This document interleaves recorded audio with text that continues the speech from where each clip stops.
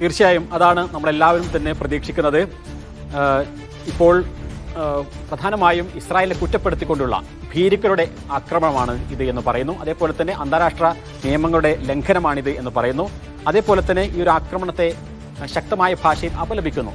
അതോടൊപ്പം ഏറ്റവും പ്രധാനപ്പെട്ട ഒരു കാര്യമായി ഇപ്പോൾ അൽ ജസീറ അടക്കമുള്ള മാധ്യമങ്ങൾ നൽകുന്നത് ഹമാസിന്റെ മുതിർന്ന നേതാക്കൾ എല്ലാവരും തന്നെ ഈ ആക്രമണത്തിൽ നിന്ന് രക്ഷപ്പെട്ടു, അവർക്കൊന്നും ആളപായം ഉണ്ടായിട്ടില്ല എന്നുള്ളതാണ്.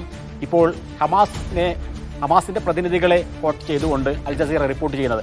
അങ്ങനെയാണെങ്കിൽ ഇസ്രായേലിന് വലിയ പാളിച്ച ഉണ്ടായെന്ന് തന്നെ നമുക്ക് പറയേണ്ടി വരും. ഖത്തർ പോലെയുള്ള ഒരു രാഷ്ട്രത്തിനു മേൽ ആക്രമണം നടത്തുമ്പോൾ അതിൻ്റെ അനുസരിച്ചുള്ള ഒരു ഫലം അതിനുണ്ടായിട്ടില്ല എങ്കിൽ സ്വാഭാവികമായും അത് ഇസ്രായേലിന് തന്നെ വലിയ തിരിച്ചടിയാണ്. ഞാൻ നേരത്തെ സൂചിപ്പിച്ചതുപോലെ തന്നെ പലതരത്തിലുള്ള അജണ്ടകൾ നെതന്യാഹുവിനുണ്ട്. കാരണം അഴിമതി കേസുകളിൽ, ക്രിമിനൽ കേസുകളിൽ വിചാരണ നേരിട്ടുകൊണ്ടിരിക്കുന്ന അതേ ദിവസം തന്നെ, ഏറി നടന്നുകൊണ്ടിരിക്കുന്ന അതേ സമയത്ത് തന്നെയാണ് ഈ ഒരു ആക്രമണം നടത്തിയിരിക്കുന്നത്. ഇസ്രായേലിനുള്ളിലെങ്കിലും അവിടെ വിഷയങ്ങൾ മാറ്റുക, വിധി ദിനം എന്ന് പറഞ്ഞുകൊണ്ടാണ് ഈ ഒരു ആക്രമണത്തിന് പേര് കൊടുത്തുകൊണ്ടാണ് ഈ വലിയ ആക്രമണത്തിലേക്ക് ഇസ്രായേൽ ലക്ഷ്യമിട്ടത്. അപ്പോൾ ഇസ്രായേൽ തന്നെ പറയുന്നതനുസരിച്ചാണെങ്കിൽ അവർ അമേരിക്കയുമായി ആശയവിനിമയം നടത്തിയെന്നും അതേപോലെ തന്നെ ഷിൻബറ്റിന്റെ അടക്കമുള്ള സഹായം തേടിയെന്നും അതിൻ്റെ എല്ലാം കൃത്യമായ ആസൂത്രത്തോടു കൂടിയാണ് ഇത് നടത്തി എന്നൊക്കെ പറയുമ്പോൾ അവരുടെ ലക്ഷ്യം ഹമാസ് നേതാക്കളെ വധിക്കലായിരുന്നു എങ്കിൽ, അത് സാധിച്ചിട്ടില്ല എങ്കിൽ അത് ഇസ്രായേലിന് ഒരു രണ്ടാമത്തെ തിരിച്ചടിയാകും എന്നുള്ള കാര്യത്തിൽ സംശയമില്ല. കാരണം മുമ്പ് ഇസ്രായേൽ നടത്തിയിട്ടുള്ള എല്ലാ അറ്റാക്കുകളും, പുറത്ത് നടത്തിയിട്ടുള്ള എല്ലാ അറ്റാക്കുകളും വളരെ കൃത്യമായി തന്നെ അത് സംഭവിച്ചിരുന്നു. നമുക്കറിയാം, ഇറാനിൽ ഇസ്മായിൽ ഹനിയ താമസിച്ച മുറിയിൽ ഇസ്മായിൽ ഹനിയെ മാത്രം കൊലപ്പെടുത്തുന്ന തരത്തിലുള്ള ആക്രമണം നടത്താൻ ഇസ്രായേലിന് സാധിച്ചിരുന്നു. അതേപോലെ ഇറാനിലുള്ള ഉന്നത നേതാക്കളെ ഓരോരുത്തരെയായി കൊലപ്പെടുത്താൻ സാധിച്ചിരുന്നു. ലബനാനിലെ ഹിസ്ബുള്ളയുടെ മേധാവികളെ കൊലപ്പെടുത്താൻ ഇസ്രായേലിന് സാധിച്ചിരുന്നു. പേജർ അറ്റാക്ക് പോലെയുള്ള ഏറ്റവും നവീനമായിട്ടുള്ള സാങ്കേതിക വിദ്യകൾ അല്ലെങ്കിൽ പുതിയ രീതികൾ ഇസ്രായേൽ പരീക്ഷിച്ചിരുന്നു. പക്ഷേ അതിൽ നിന്ന് വ്യത്യസ്തമായി ഖത്തറിലേക്ക് വരുമ്പോൾ അത് പാളിയിട്ടുണ്ട് എങ്കിൽ സ്വാഭാവികമായും അത് ഇസ്രായേലിന് രണ്ട് തരത്തിലുള്ള തിരിച്ചടിയാണ്. ഒന്ന്, ഖത്തർ പോലെയുള്ള ഒരു മധ്യസ്ഥ രാജ്യത്തെ ആക്രമണം നടത്തി എന്നുള്ളത് ഒരു ഭാഗത്ത് നിൽക്കുന്നു.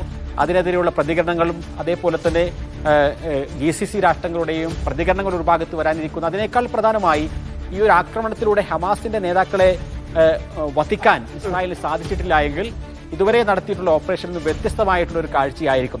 പക്ഷേ സ്ഥിരീകരിക്കാനുള്ളത് അതാണ്. എത്ര നേതാക്കൾ അവിടെ ഉണ്ടായിരുന്നു, ഹമാസിന്റെ നേതാക്കൾ കൊല്ലപ്പെട്ടിട്ടുണ്ടോ എന്നൊക്കെയുള്ള കാര്യത്തിൽ ഇനി സ്ഥിരീകരണം വരേണ്ടതുണ്ട്. അതിനപ്പുറത്തേക്ക് അന്താരാഷ്ട്ര നിയമത്തിന്റെ ലംഘനമാണ്, മാനദണ്ഡങ്ങളുടെ ലംഘനം എന്ന് മാത്രം പറഞ്ഞാൽ പോലെ ഗുരുതരമായിട്ടുള്ള സുരക്ഷാ ഭീഷണി ആ സ്ഥലത്തുള്ള ഖത്തറിലെ പൗരന്മാരുടെ അല്ലെങ്കിൽ താമസക്കാരുടെയൊക്കെ സുരക്ഷയ്ക്കും സമാധാനത്തിനുമൊക്കെ ഉണ്ടായിരിക്കുന്ന ഒരു ഭീഷണിയാണ്. അവിടുത്തെ സുരക്ഷയെ ദുർബലപ്പെടുത്തുന്ന നടപടിയാണ് ഇസ്രായേലിന്റെ ഭാഗത്തു നിന്നുണ്ടായിരിക്കുന്നത്. അതും തുടർച്ചയായി ഉണ്ടായിക്കൊണ്ടിരിക്കുന്നു. ആ ഇടപെടൽ ഏതു തരത്തിലായിരിക്കും അത് വെച്ച് പൊറപ്പിക്കാൻ സാധിക്കില്ല എന്ന് ഖത്തർ പറയുന്നുണ്ട്. അതിനപ്പുറത്തേക്ക് ഏതു തരത്തിലായിരിക്കും അറബ് കൺട്രീസിന്റെ അല്ലെങ്കിൽ ലോകരാജ്യങ്ങളുടെ പ്രതികരണം ഉണ്ടാവുക? അറബ് രാജ്യങ്ങളെ സംബന്ധിച്ചിടത്തോളം നമുക്കറിയാം, കഴിഞ്ഞ ഒക്ടോബർ 7 ആക്രമണത്തിന് ശേഷം വലിയ തരത്തിലുള്ള മാറ്റങ്ങൾ ഉണ്ടായിട്ടുണ്ട് എന്ന് നമുക്ക് പറയേണ്ടി വരും. കാരണം ഈ ഒരു ആക്രമണം നടക്കുന്നതിന് മുമ്പ് നമ്മൾ കണ്ടത് അബ്രഹാം അക്കോർഡ് ഒരു ഭാഗത്ത് നടക്കുന്നു. പല രാജ്യങ്ങളും ഇസ്രായേലിനെ അംഗീകരിക്കുന്നു. അങ്ങനെ ഇസ്രായേലുമായിട്ടുള്ള ബന്ധം നോർമലൈസ് ചെയ്യാൻ പ്രധാനപ്പെട്ട GCC രാഷ്ട്രങ്ങളെല്ലാം കടന്നു വരുന്ന ഒരു ഘട്ടത്തിൽ കൂടിയാണ്. അതുമായി ബന്ധപ്പെട്ടുകൊണ്ട് ഇസ്രായേൽ പ്രധാനമന്ത്രി ബെന്യാമിൻ നെതന്യാഹുവിൻ്റെയും അതേപോലെ തന്നെ പ്രമുഖരായ ഗൾഫ് നേതാക്കളുടെയും പ്രസ്താവനകൾ വന്നുകൊണ്ടിരിക്കുന്ന സമയത്താണ് അത് UN അസംബ്ലിയിൽ തന്നെ നെതന്യാഹു സംസാരിച്ചു. ഞങ്ങളും അതേപോലെ തന്നെ സൗദി അറേബ്യയും തമ്മിൽ നോർമലൈസ് ചെയ്യാൻ പോവുകയാണ്, അവിടെ പുതിയ തരത്തിലുള്ള ഒരു സഖ്യം രൂപപ്പെടാൻ പോവുകയാണ്, ന്യൂ മിഡിൽ ഈസ്റ്റ് ഉണ്ടാവുകയാണ് എന്നെല്ലാം പറഞ്ഞുകൊണ്ടാണ് നെതന്യാഹു പുതിയ ഒരു മിഡിൽ ഈസ്റ്റിന്റെ ചിത്രം ഉയർത്തിക്കാട്ടി സംസാരിച്ച ഘട്ടത്തിലാണ്. അത് കഴിഞ്ഞ് കുറച്ച് ദിവസങ്ങൾ പിന്നിട്ടപ്പോഴാണ് ഒക്ടോബർ 7 ആക്രമണം ഉണ്ടാകുന്നത്, ഹമാസിന്റെ പലതരത്തിലുള്ള വലിയ നേട്ടങ്ങൾ ഉണ്ടാകുന്നത്.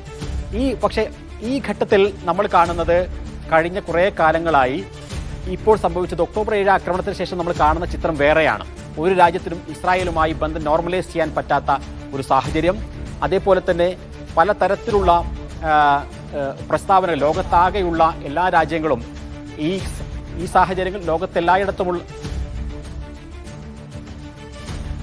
സുഹൈൽ പറഞ്ഞതുപോലെ ഇനി അറിയേണ്ടത് ഹമാസിന്റെ നേതാക്കൾ കൊല്ലപ്പെട്ടിട്ടുണ്ടോ, എത്ര വലിയ ആക്രമണമാണ് നടത്തിയിരിക്കുന്നത്, എത്ര സ്ഥലങ്ങളിൽ ഈ സ്ഫോടനം ഉണ്ടായിട്ടുണ്ട് എന്നൊക്കെയുള്ള കാര്യങ്ങളിൽ ഔദ്യോഗികമായിട്ടുള്ള സ്ഥിരീകരണം വേണം. മാത്രവുമല്ല, ഈ വിഷയത്തിൽ ഖത്തറിന്റെ പ്രതികരണം ലഭ്യമാകേണ്ടതുണ്ട്. അല്പസമയത്തിനകം തന്നെ ആ പ്രതികരണം വരും എന്നാണ് പ്രതീക്ഷിക്കുന്നത്. എന്തായാലും ദോഹയിലാണ് ആക്രമണം ഉണ്ടായിരിക്കുന്നത്.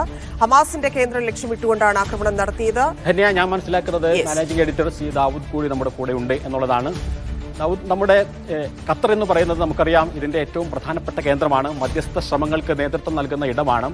അവിടെ ഇപ്പോൾ ഇസ്രായേൽ ഒരു അറ്റാക്ക് നടത്തി എന്നതിൻ്റെ അർത്ഥം കൂടുതൽ അഗ്രസീവായി കാര്യങ്ങൾ മുന്നോട്ട് പോകുന്നു എന്നുള്ളതാണ്. ഇത് ഈ ഒരു യുദ്ധത്തിൽ ഒക്ടോബർ 7 ആക്രമണത്തിന് ശേഷമുണ്ടാകുന്ന ഈ അന്താരാഷ്ട്ര രംഗത്തുണ്ടാകുന്ന മാറ്റങ്ങൾ എന്തൊക്കെയായിരിക്കും? ഈ തരത്തിലുള്ളൊരു ആക്രമണം നടത്താൻ ഇസ്രായേലിനെ പ്രേരിപ്പിച്ചത് എന്തായിരിക്കും?